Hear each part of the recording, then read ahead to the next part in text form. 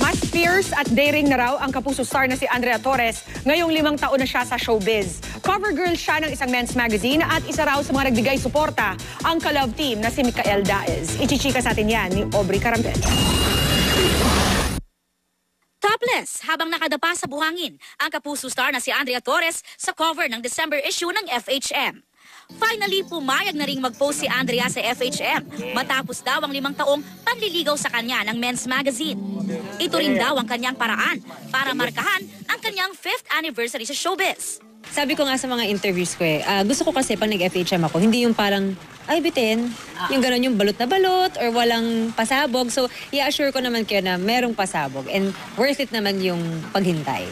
Eksklusibong nakuna ng GMA News ang behind the scenes ng photoshoot sa isang resort sa Zambales. Isang buwan daw siyang naghanda para ma-achieve ang kanyang bikini body. From taping, mag-gym ako kahit wala pa akong tulog, may diet na rin. Very supportive naman daw ang kanyang pamilya sa kanyang desisyon na maging cover girl ng FHM.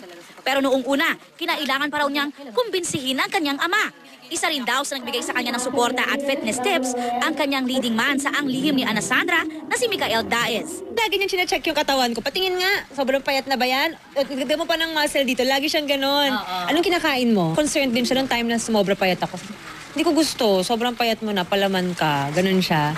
So ano naman, nakakatuwa talaga. Aubrey Carampel updated sa Showbiz Happening.